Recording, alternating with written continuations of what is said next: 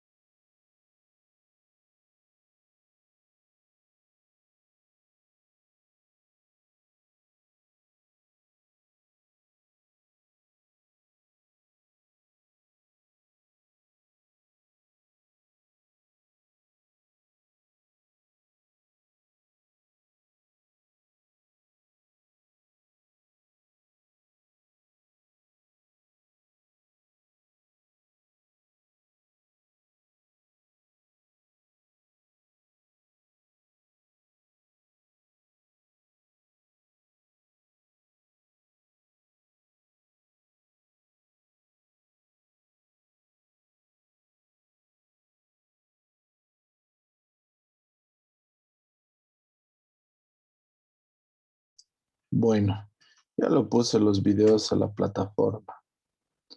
También si por si quieren ver de nuevo. Ya está habilitada también la actividad de la primera evaluación en la plataforma. En relación al día de hoy, en los días anteriores hemos estado viendo bastantes procedimientos quirúrgicos. Ahora tenemos que iniciar ver procedimientos en relación al trauma maxilofacial, pero no solamente se trata de ver cirugías, sino también de tener un soporte académico. Les voy a compartir una charla de la Universidad de la UNAM de habla de trauma maxilar y mandibular, que es importante que ustedes vean y aprendan no solamente la parte quirúrgica. Empezaremos por ver pacientes, la clínica y el procedimiento que ha intentado para solucionar sus problemas. ¿Están viendo lo que estoy compartiendo, chicos? ¿Se ve? Sí, Vamos a doctor. platicar un ¿Se poquito escucha? del trauma maxilar y mandibular. Digo, sabemos que el trauma facial Sí, se siempre se ha escucha. asociado muchísimo al trauma craneoencefálico también, ¿no? ¿Qué pasa? No había un protocolo hace mucho tiempo acerca del manejo del trauma en general. Y hay un libro, bueno, hubo un doctor en 1976 que tuvo un accidente de avión donde él vio que la atención no estaba organizada. Entonces, él decidió, junto con algunos colegas, hacer como un protocolo de atención y así nació el ATLS, que es un protocolo de atención, ¿no? Y entonces ya se ha ido sistematizando. Sabemos que las fracturas faciales o el trauma facial normalmente no ponen en riesgo la vida del paciente, normalmente, ¿no? Salvo que nos comprometa la vía aérea o haya sangrado muy importante. Y va a variar si es en niños o en adultos. Bien. Vamos a platicar que las caídas y los choques vehiculares representan más o menos el 90% de todas las lesiones pediátricas. Eh, Cuando tiene un accidente, vamos a platicar un poco de los niños. Todo niño con un accidente, que haya tenido un accidente, debe considerarse lesionado hasta descartar lo contrario, ¿no? Debemos siempre presuponer que todos los órganos o algunas estructuras están lesionadas hasta que no tengamos la certeza de que no lo están, ¿no? Bueno, ¿qué sucede? Si nosotros analizamos el trauma como tal, resulta que se estudiaba desde 1932 y había una respuesta metabólica, la respuesta metabólica al trauma, pero no se conocía como tal. Entonces se sabía que había mecanismos compensatorios para tratar de regular o de equilibrar el cuerpo después de un trauma. Y esto está muy bien porque sabemos que hay vasoconstricción y hay muchas cosas. Pero resulta que después de un tiempo, como una semana o algo así, puede haber reacciones que pueden ser contraproducentes si no son manejadas adecuadamente, ¿no? Entonces la respuesta metabólica al trauma tiene básicamente dos fases, ¿no? Y en la primera, que es la fase EP, se conoce como fase EP, es la respuesta inicial, las primeras 48 horas, y después viene una fase que se llama fase flow, donde se va a como empezar a relajar un poco esta respuesta, y entran otros mecanismos de adaptación al cuerpo, ¿no? Bueno, ¿qué sucede? Normalmente el trauma facial lo podemos dividir en trauma de o lesiones de tejidos blandos y tejidos duros. Si hablamos de tejidos duros, sabemos que, bueno, las fracturas, que hay fracturas, y estas fracturas tienen que ser reducidas y fijadas, porque de otra forma van a cicatrizar de una forma no ideal para nosotros. Entonces, las fracturas faciales casi siempre tiene que hacerse una reducción abierta, se aproximan los segmentos fracturados y se pone una fijación. ¿Esto para qué? Sabemos que en medio de una lesión, de una fractura, se va a formar un coágulo, después un callo óseo. Tratamos de hacer que esto sea de menor tamaño posible, ¿no? Entonces, hay veces que esto no es posible porque se pierden segmentos de hueso. Entonces, vamos a tener una reparación por una hendidura, ¿no? Bueno, entonces, hablando un poquito del trauma maxilar, de lo más común que nosotros vemos son las fracturas de órbita, que ya se describían de hace mucho tiempo. Entonces, desde el siglo IX se hablaba de una alteración estética por un golpe en la cara. En 1888, Lang ya relacionó el onoftalmos con fracturas orbitarias, pero no se ve realmente por qué había este padecimiento. Resulta que el enoftalmos no es lo mismo hipoftalmos, donde la pupila se ve más hacia abajo, que el enoftalmos, donde el ojo se ve más hacia atrás y un poco más pequeño. Son dos entidades diferentes. Y esto se da por la atrofia de la grasa, básicamente, ¿no? En 1943, Pfeiffer propuso 7 mecanismos para el tratamiento del endoftalmos. Mencionó la atrofia de la grasa ya como tal, fibrosis del tejido blando y el atrapamiento de los tejidos infraorbitarios como causa del descenso ocular.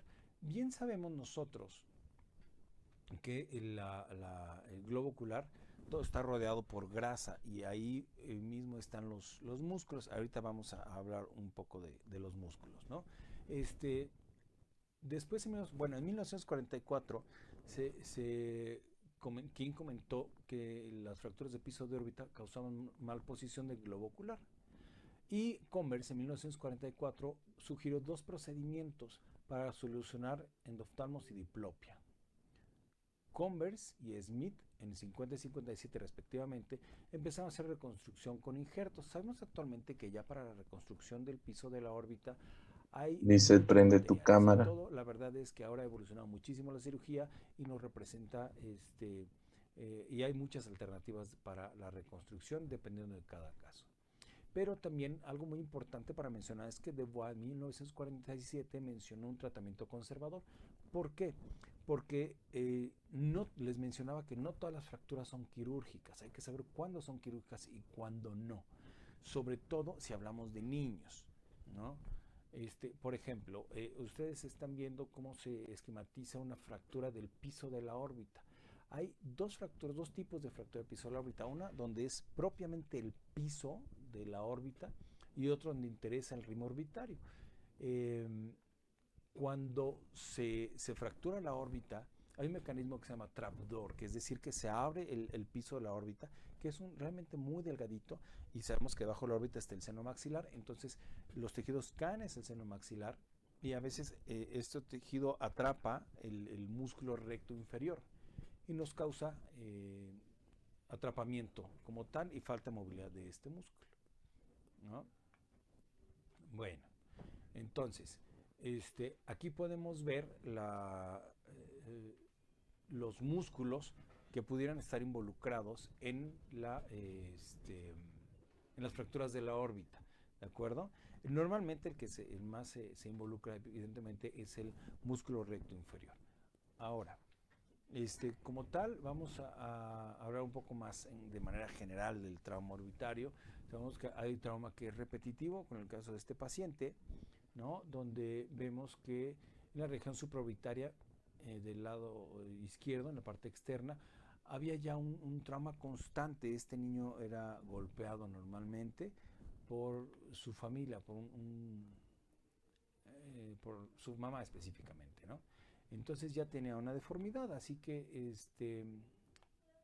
lo que decidimos hacer fue, bajo anestesia general, un abordaje para poder hacer un desgaste de este hueso, ¿no? Y obtuvimos buen resultado. Hay niños que tienen trauma que es muy común, trauma orbitario, y el clásico ojo morado, todos los niños dicen, bueno, no pasa absolutamente nada.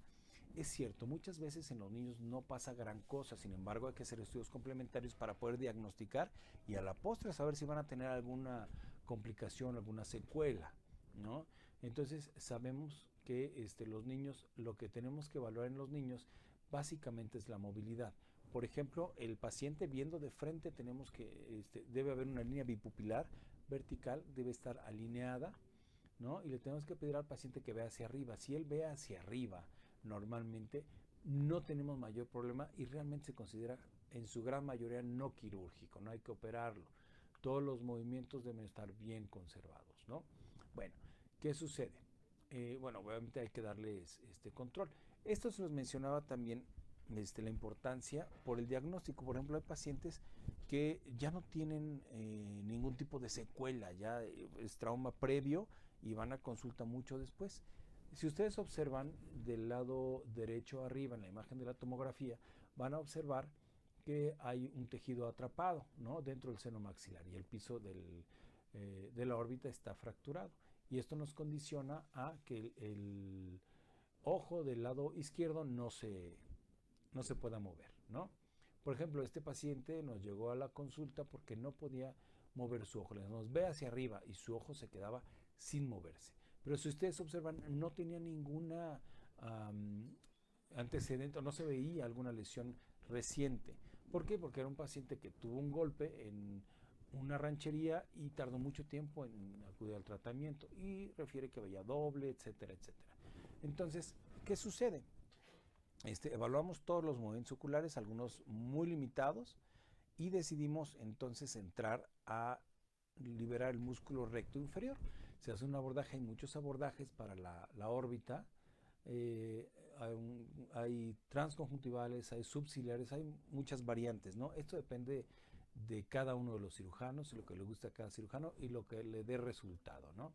Bueno, entonces hacemos el abordaje y colocamos un cartílago auricular para reconstruir el piso de la órbita. Actualmente también se utilizan mallas de titanio, se utilizan muchas otras cosas, ¿no?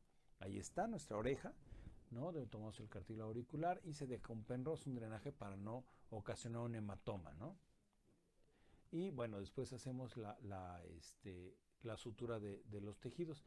Ahora, a veces no se fractura solo la órbita, se fractura el malar completo, hay clasificaciones para ello. Lo importante aquí es saber hacer la diferenciación, ¿no? Una cuestión es la fractura pura, digamos, o meramente del piso de la órbita, y otra donde nos compromete el complejo cigomático malar, ¿no?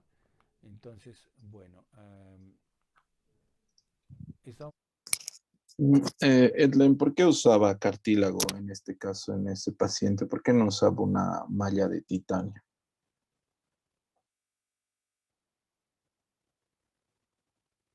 Edlen, Hola, doctor.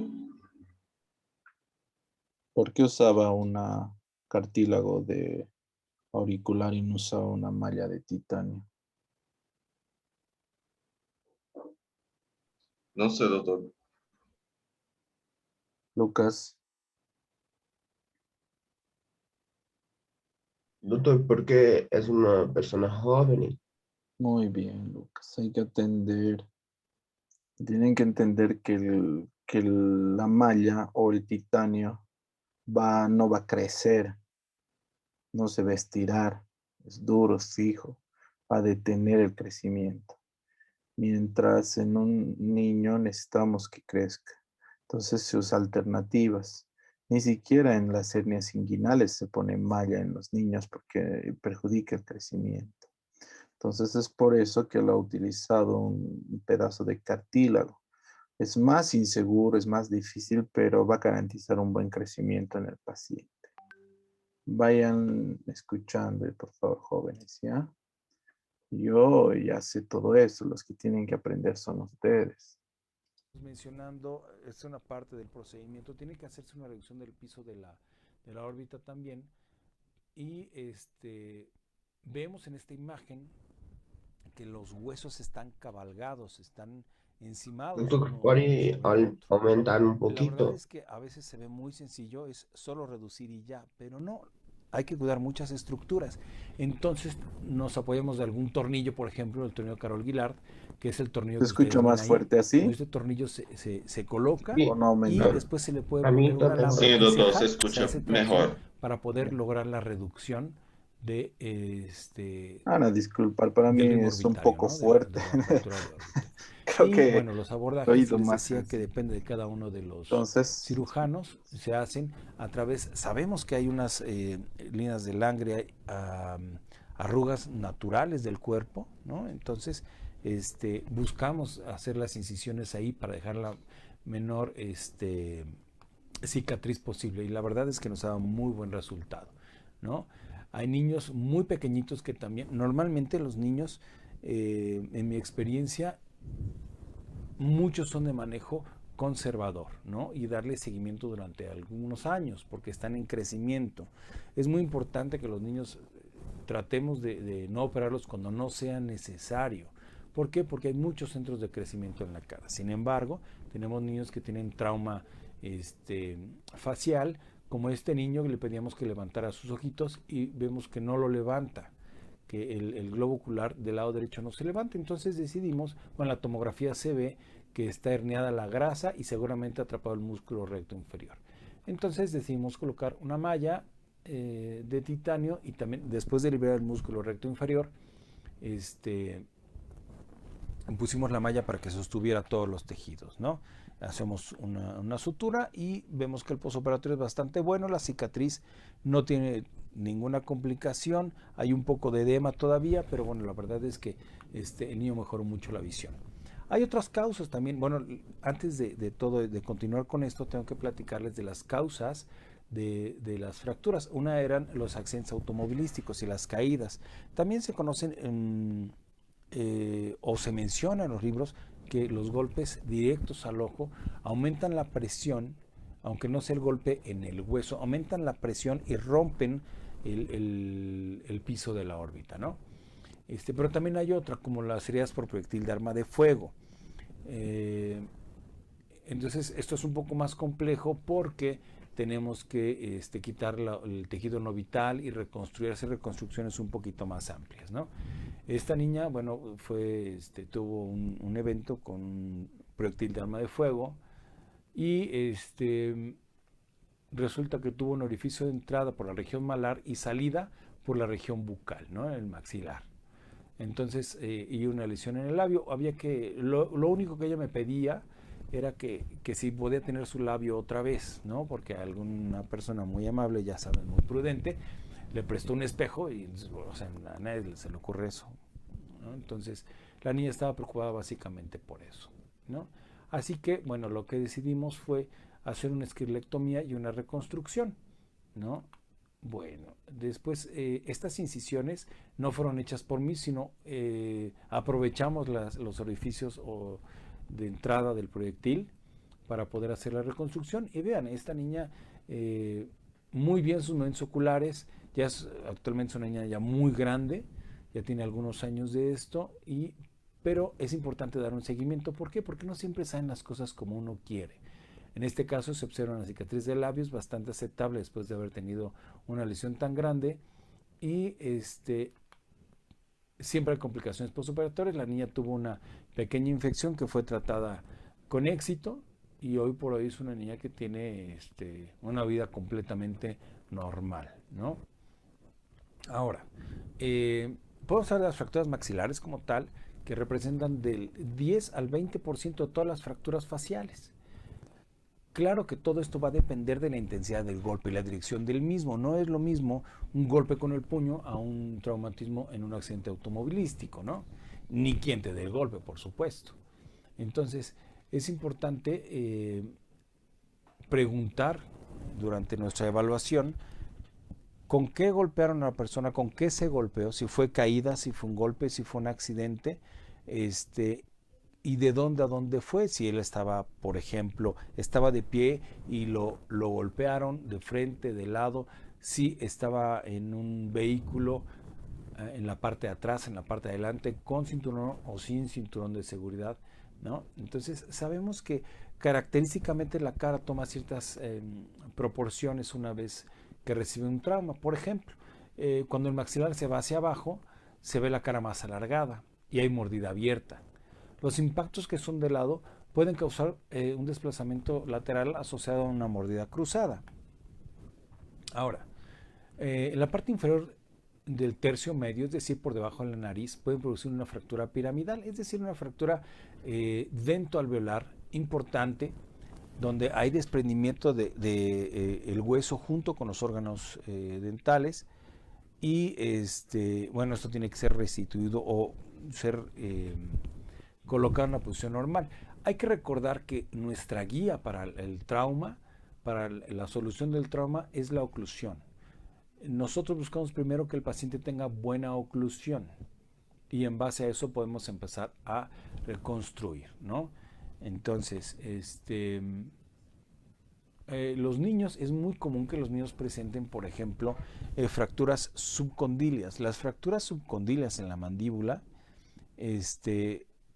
no siempre son quirúrgicas en los niños, pero bueno, este es otro tema. Esto se los comenté justo por esta imagen que están viendo ustedes en un trauma en la región submentoniana. También puede ocasionar fracturas del maxilar, un golpe en la mandíbula, ¿no? Bien, les decía, hay fracturas, se han clasificado como Lefort 1, 2 y 3, fracturas panfaciales, pero esto lo platicamos un poco más adelante. Las fracturas en la parte anterior y en la parte inferior, el tercio medio inferior, nos pueden producir algo muy parecido a una fractura Lefort 1, donde se desprende el maxilar, ¿no? Las fracturas de órbita y las fracturas nasales normalmente provienen por traumatismos laterales, ¿no? Muy bien. Pero algo bien importante para la reducción, para podernos apoyar o saber dónde tenemos que reconstruir, tenemos que conocer el bútres, que el bútres son las zonas donde podemos colocar tornillos, donde podemos fijar, donde no hay áreas huecas, digámoslo así, ¿no? Es decir, no podemos apoyarnos en el seno maxilar, ni en la cavidad orbitaria, ni en la región nasal. Todo lo que está alrededor nos permite poder trabajar con seguridad, ¿no? Esta es la clasificación de las fracturas de Lefort 1, 2 y 3.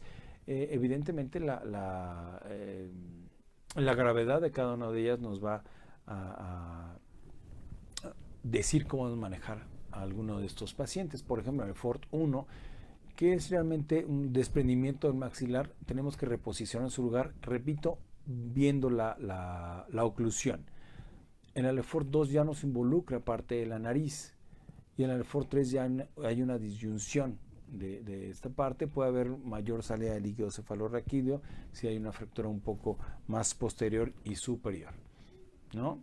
El Lefort 1 atraviesa el septum nasal, la porción inferior de las piriformes, y pasa sobre la tuberosidad del maxilar y la separa de las pterigoides, ¿no? Que esto normalmente se hace en cirugía ortognática, pero por un medio quirúrgico. Bien. Entonces, sabemos que esto está representado en este esquema de dónde a dónde pueden ir las fracturas. Hay unas pinzas como las que ustedes ven aquí, que son pinzas de Rowe. En lo particular yo no las utilizo, pero hay gente que es muy hábil utilizándolas y funcionan muy bien. Claro que todo tiene su indicación, ¿no?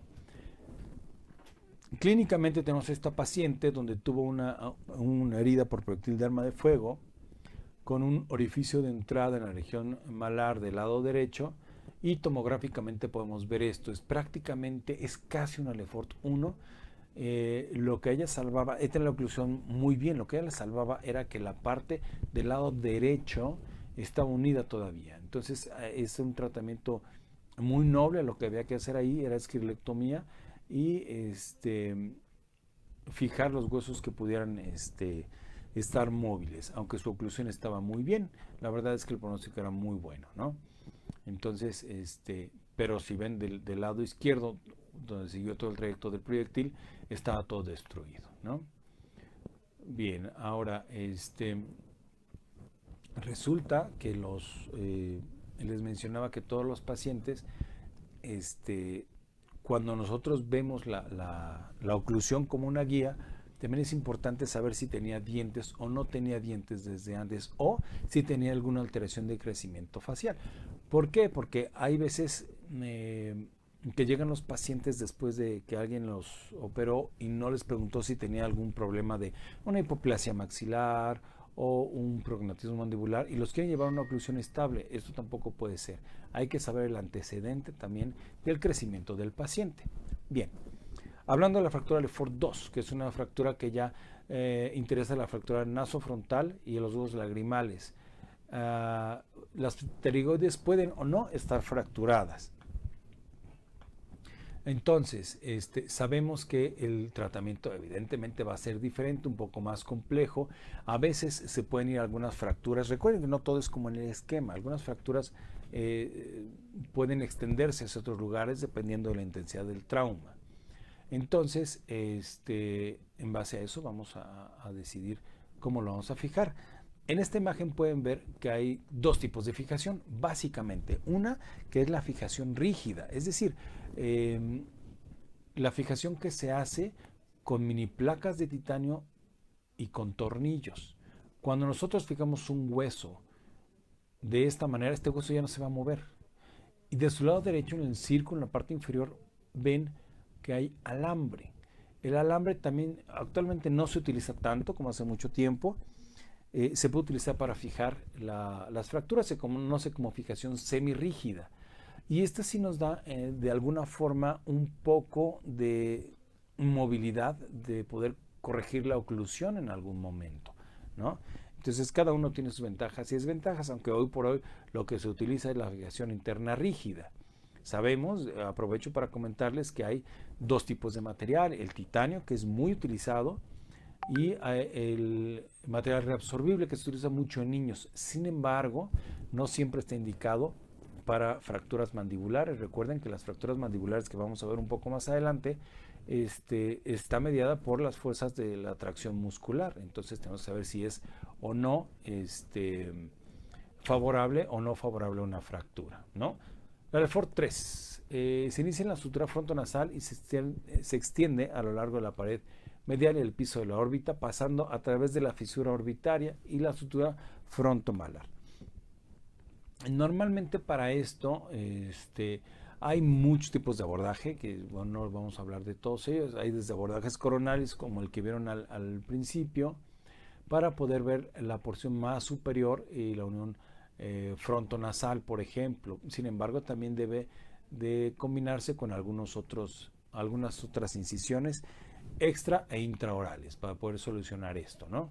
Entonces vemos fracturas también ya donde están cabalgadas en algunas partes, ¿no? Hay esquirlas o espículas óseas. Bien, esta es una fractura, la cara típica de una fractura Lefort 3, ¿no? Ya no pusimos el video donde se ve cómo se mueve realmente el tercio medio, ¿no? Separado del tercio superior, y fracturas panfaciales que no entran realmente a una clasificación, ¿no? Ya son fracturas más complejas donde involucran el hueso frontal, donde está el hueso nasal, los huesos maxilares, ¿no? A veces estos pacientes muchas veces no se pueden operar porque tienen alguna secuela neurológica o están en terapia intensiva, y esto nos dificulta un poquito el manejo del trauma facial, ¿no? Como es el caso de esta niña que llegó a la consulta y tenía que estar solucionando otro tipo de padecimientos. Esta paciente tenía incluso un problema legal, entonces fue un poco tardado el poder atender a esta niña.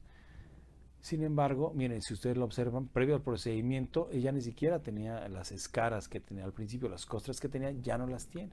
Bien, entonces, si ustedes ven, lo que ven como abordaje, no es un abordaje propiamente como tal, no es algo convencional. Se le quitó una cicatriz a ella y se hizo un abordaje también intraoral. ¿Por qué? Porque necesitamos, vean, por ejemplo, la pared externa del seno maxilar estaba rota. Entonces hay muchos factores que tenemos que tomar en cuenta en cuanto a la función, ¿no? Esta es una imagen de la porción orbitaria, donde utilizamos una fijación semirrígida, ¿no? Y una fijación intraoral, fijación rígida, otra porción ósea, también la fijación rígida. ¿Por qué combinamos? La verdad es que esto fue hecho en un hospital de gobierno, entonces no siempre tenemos el acceso a todo el material, ¿no?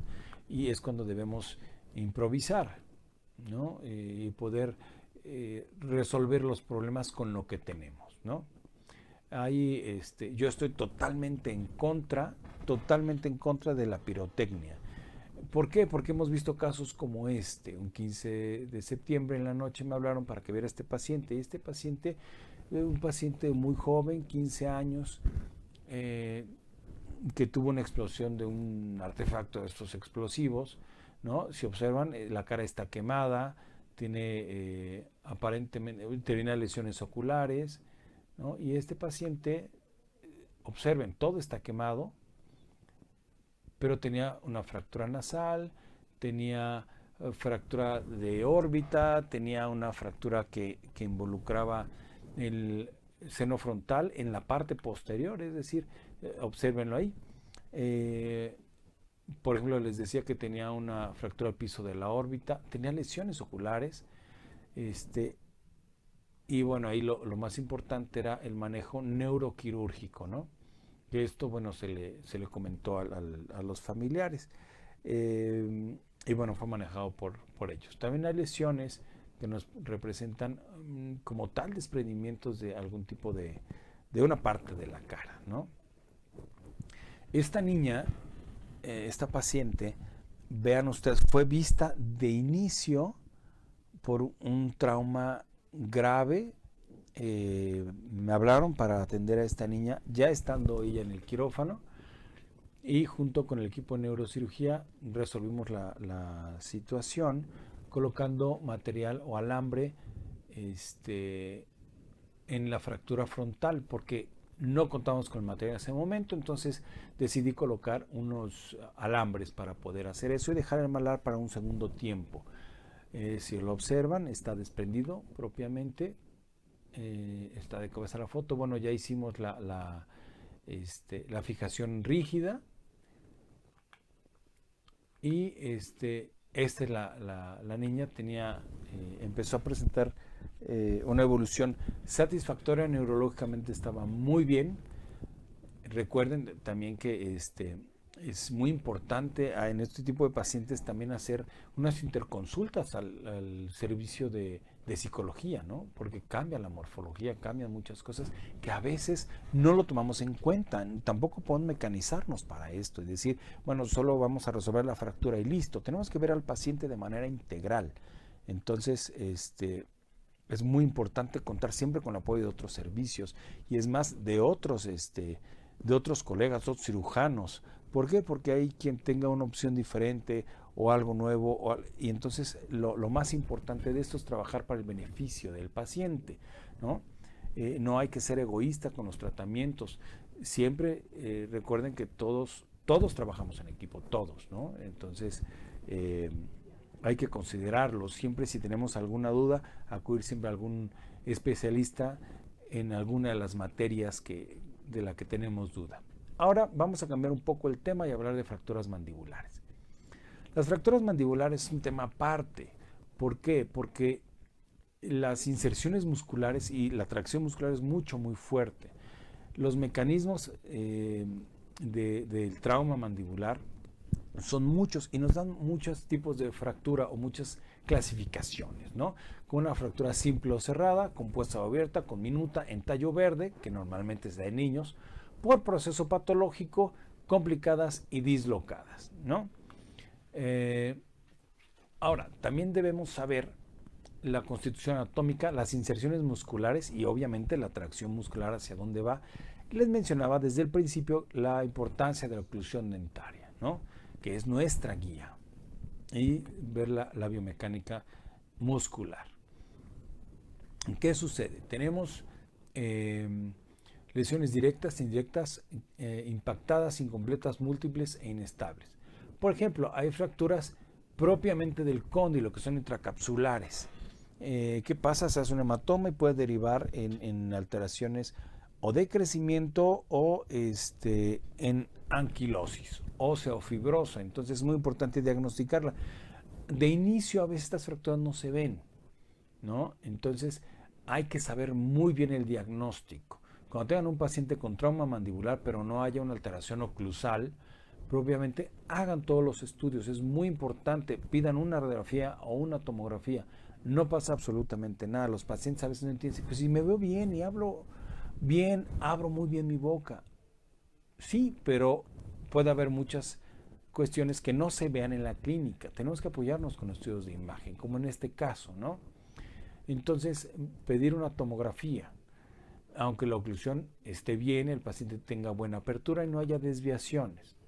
Otro tipo de fracturas, esta fractura se considera abierta, una fractura parasinficiaria. Sabemos que las fracturas se van a clasificar de acuerdo a la localización. También tenemos fracturas de cóndilo, subcondíleas, de ángulo de cuerpo, parasinficiarias. Tenemos fracturas del mentón propiamente, fracturas conminutas, en fin, hay muchas clasificaciones, ¿no? En la clínica, por ejemplo, nos hablan para ver a este paciente y nos dicen que tiene un aumento de volumen. Lo primero que vemos cuando un paciente tiene, o pensamos cuando un paciente tiene un aumento de volumen, un absceso o un quiste. Pero si preguntamos el antecedente, es que tuve un golpe y entonces se me hinchó muchísimo, me cuesta trabajo morder. Nosotros revisamos la oclusión, vean, del lado izquierdo la oclusión está más o menos estable, pero al lado derecho tenemos una mordida abierta posterior. ¿Qué nos indica esto? Una posible fractura. Como ustedes pueden ver, el ángulo mandibular está fracturado. Hay una controversia en cuanto a este tipo de fracturas, si quitamos o no el tercer molar. El tercer molar se quita solo si estorba para poder hacer la reducción. Claro que hay muchos criterios y muchos manejos, todos muy respetables, pero ese es el criterio de su servidor, ¿no? Vean entonces esta fractura. Ok, ya hay fracturas. Les decía que no todas son quirúrgicas como tal. Podemos hacer una fijación intermaxilar con arcos barra de Ehrlich y llegamos a esos son los arcos barra de Ehrlich, que seguramente los periodoncistas nos van a decir que es muy salvaje esto, pero la verdad es que por la atracción muscular nos da muy buen resultado. Claro que después vemos a los, se lo enviamos a los periodoncistas, ¿no? Bien, entonces, este niño, que por cierto lo acabo de ver, ya tiene 20 años, está en excelentes condiciones. Este niño tuvo una caída de un cuarto piso y tuvo una fractura mandibular. Entonces a este paciente decidimos operarlo. Le colocamos sus arcos barra de Ehrlich, que no se colocan en niños, porque si los colocamos vamos a causar abulsión de los dientes, ¿no? Y ligamos la arteria facial para poder hacer nuestro abordaje. Ahí lo estamos ligando y colocamos una fijación rígida. Entonces ya está en el posoperatorio. Su apertura está perfectamente bien, no tiene desviaciones, su oclusión está bien y la radiografía posterior al manejo quirúrgico, su oclusión está estable. Hoy por hoy les puedo mencionar que este paciente está sin ningún tipo de antecedente, ¿no? Hay fracturas como esta por mordeduras de perro donde haya avulsiones de tejido, ¿no? Fracturas no tan usuales de la apófisis coronoides que se extienden a casi hasta parte de la rama mandibular, casi en el ángulo, ¿no? Bien, este paciente, bueno, se alcanza a ver muy bien. Tuvo otra fractura que fue del lado izquierdo y manejada por un método abierto. Creo que con esto, por cuestiones de tiempo, ya damos por terminado nuestra presentación. Quisiéramos platicar un poco más, pero bueno, espero que haya sido de su interés, ¿no? Bueno, como ustedes han visto, ha sido bastante completo, bastante ilustrativo la exposición. y nos da un ingreso a la parte de trauma craneofacial. Entonces, no sé si tienen alguna duda, pregunta del tema.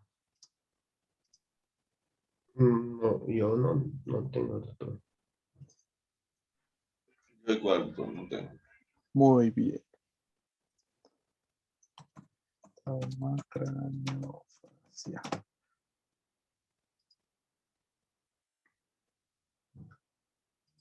Bueno, por mi parte, saben que cuando hacemos actividad les exijo, pero si ya no tenemos que hacer nada, les doy libre. Así que cuando estemos, muy atentos, por favor, ¿ya?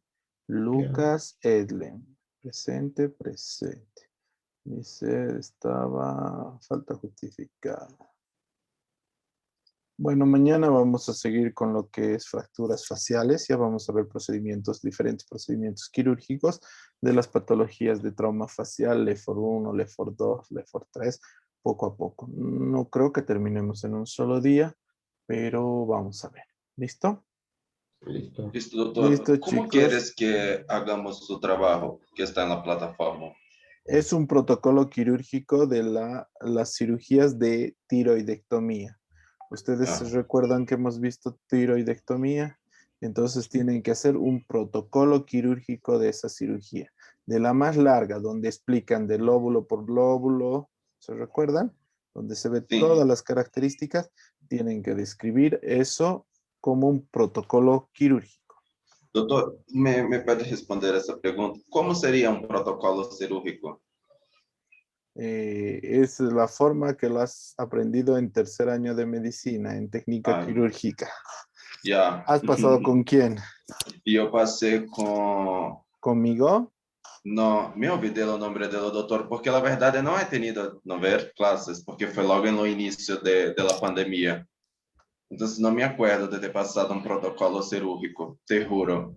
Pero voy a buscar, no hay Sí, problema. averigua, pero hagan bien, Sí, jóvenes, hagan bien. Cuidado, ustedes ven que yo reviso. Ahorita mientras estoy pasando clases, estoy revisando trabajos. Si ustedes ven, yo leo los trabajos. Así que si me entregan por entregar, yo les pongo 0. Tienen que hacer buenos trabajos, que es lo que yo solicito. Y no les pido nada que no sea de su nivel, es decir, estoy ya. pidiendo algo que hagan de tercero. Bueno, chicos, eso sería todo por el día de hoy. Nos vemos mañana. Chao, chao, chicos. Gracias. Chao, chao.